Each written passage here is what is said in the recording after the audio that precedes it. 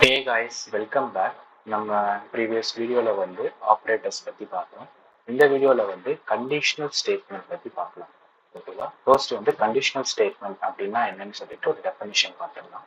Conditional ஸ்டேட்மெண்ட்னா இப்போ ஒரு condition ட்ரூவாக இருந்தால் ஒரு ஸ்டேட்மெண்ட் எக்ஸிக்யூட் ஆகும், ஃபால்ஸாக இருந்தால் இன்னொரு ஸ்டேட்மெண்ட் எக்ஸிக்யூட் ஆகும். இவ்வளோதான் டெஃபினிஷன்.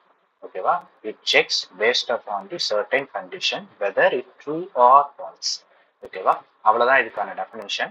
ஸோ நெக்ஸ்ட் என்னென்ன டைப் ஆஃப் கண்டிஷனல் ஸ்டேட்மெண்ட்ஸ் இருக்கு அப்படின்னு சொல்லிட்டு இந்த வீடியோவில் பார்க்கலாம். ஃபர்ஸ்ட் வந்து if statement, run if the condition is true.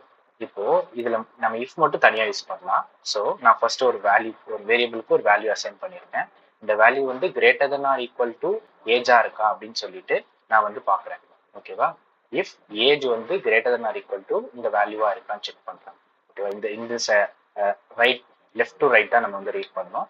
So நான் செக் பண்ணுறேன். ஸோ ட்ரூ தான். ஸோ இது எக்ஸிக்யூட் ஆகும். சப்போஸ் இன்கேஸ் இது ஃபால்ஸாக இருந்துச்சுன்னா அதுக்கு நம்ம எதுக்குமே அதை ஹேண்டில் எதுவுமே பண்ணல.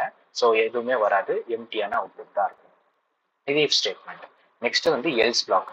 எல்ஸ் பிளாக் மட்டும் நம்மளால தனியாக யூஸ் பண்ண முடியாது, இஃப் கூட சேர்த்து தான் எல்ஸ். எப்படின்னா ட்ரூவாக இருந்துச்சுன்னா இது எக்ஸிக்யூட் ஆகும், ஃபால்ஸாக இருந்துச்சுன்னா இது எக்ஸிக்யூட் ஆகும். இதுல வந்து பார்த்தீங்கன்னா ட்ரூவாக இருக்கிறதுக்கு மட்டும் தான் இது இருக்கும், ஃபால்ஸாக இருக்கிறதுக்கு இல்லை.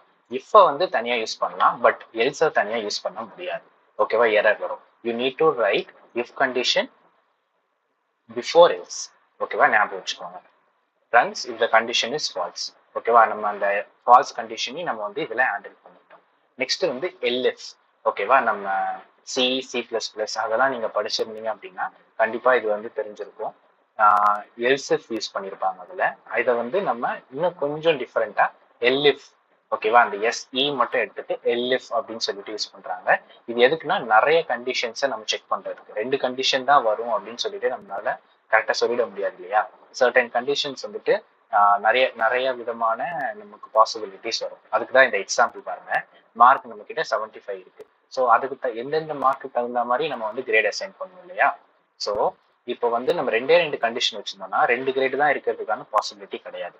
இதே நீங்க இதுல பாருங்களேன், இதுல ஏன் 2 யூஸ் பண்ணியிருக்கோம்? எலிஜிபிளா இல்லையா, அவ்வளவுதான். 2 கண்டிஷன் தான் அதுல யூஸ் பண்ணவே முடியும். ஸோ அதனால நம்ம இஃப் எல்ஸ் யூஸ் பண்றோம். நம்ம எங்க எல்ஸ் யூஸ் பண்ணணும், எங்க இஃப் யூஸ் பண்ணணும் அப்படின்னு சொல்லிட்டு நீங்க அதை கரெக்டா பாத்தீங்கன்னா உங்களுக்கு வந்து கிளியரா புரியும். அது நல்லா புரிஞ்சு படிச்சுங்க.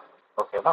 நெக்ஸ்ட் வந்து இதுல நல்லா வச்சுக்கோங்க, எப்படி நம்ம இஃப் எல்ஸ் இஃப்லாம் எழுதியிருக்கோமோ அதே மாதிரி நம்ம எல்ஸ் கண்டிஷனும் இதுல வந்து எழுதணும் கண்டிப்பா. ஓகேவா? எல்ஸ் கண்டிஷன் எழுதணும்னா எரர் வரும். ஓகேவா? இஃப் மட்டும் தனியாக எழுதலாம், எல்எஃப் தனியாக எழுத முடியாது, எல்ஸ் கண்டிப்பா எழுதியே ஆகும். நெக்ஸ்ட் வந்து நெக்ஸ்டட் கண்டிஷனல்ஸ். இந்த நெக்ஸ்டட் கண்டிஷனல்ஸ் அப்படின்னா இப்போ நம்ம ஒரு கண்டிஷன் வந்து செக் பண்ணிட்டு இன்னொரு இஃப்குள்ள இன்னொரு இஃப். ஓகேவா? இஃப்குள்ளார இன்னொரு இஃப் ஞாபகம் வச்சுக்கோங்க. ஓகேவா? அந்த இஃப் எழுதணும்னா அதுக்கு எல்ஸ் எழுதலாம், எல்ஸ் எழுதாமலும் இருக்கலாம். ஓகேவா? இந்த இடத்துலயும் நம்ம எல்ஸ் எழுதலாம், எழுதாமலும் இருக்கலாம். ஓகேவா? இப்போ வந்து ஒரு இஃப்குள்ள இன்னொரு இஃப் நம்ம வெளியே எழுதல, நல்லா பாருங்க, உள்ளதான் எழுதியிருக்கோம். இந்த இஃப்குள்ள இது.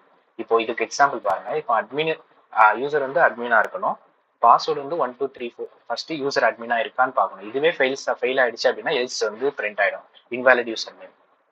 ஓகேவா? ஸோ 2 கண்டிஷன் அப்படியே நம்ம வந்து உள்ள போறது. ஓகேவா? நெக்ஸ்ட் வந்து இண்டென்டேஷன் ரூல் வந்து நல்லா ஞாபகம் வச்சுக்கணும். இண்டென்டேஷன் ரூல்னா ஒன்றும் இல்லை. இப்போ நீங்க இதுல பாத்தீங்கன்னா ஒரு கேப் இருக்கு, 4 ஸ்பேசஸ் இருக்கும்.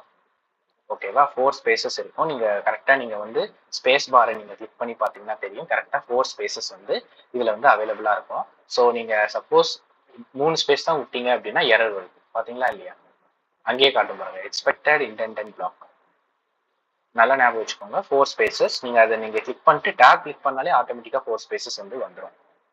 ஓகேவா? இது வந்து நம்ம ஒரு ரியல் டைம் எக்ஸாம்பிள் வந்து நம்ம மேலேயே பார்த்தோம் இல்லையா? அதுக்கு ஒரு கிரேடிங் சிஸ்டம்க்கு ஒரு real world example using LF statements. Next வந்து லாகின் செக் பண்றது. நம்ம 2 இஃப் யூஸ் பண்றது பதிலாக ஒரே லைன்ல யூஸ் பண்ணலாம். எப்படின்னா நம்ம ஆண்ட் ஆப்ரேட்டர் நம்ம படிச்சோம் இல்லையா, ரெண்டுமே ட்ரூவா இருக்கணும். இதுலயும் அதே தானே. இதுல வந்து ஃபர்ஸ்ட் இது செக் பண்றோம், இது ட்ரூவா இருந்தா இது செக் பண்றோம், இந்த இடத்துல ஃபால்ஸ் ஆயிடுச்சுன்னா இங்க போயிடும். அதுக்கு நம்ம ஒரே லைன்ல செக் பண்ணிடலாம் இல்லையா? ஸோ அதுக்கு நம்ம ஆண்ட் ஆப்ரேட்டர் யூஸ் பண்ணலாம். இது ஆப்டிமைஸ்ட் கோட். அது இன்னும் கொஞ்சம் நம்ம நெக்ஸ்ட் கண்டிஷன் எழுதிருக்கோம், அவ்வளவுதான். ஓகேவா? நெக்ஸ்ட் நம்ம ஆட் ஆர் ஈவன் எக்ஸாம்பிள்.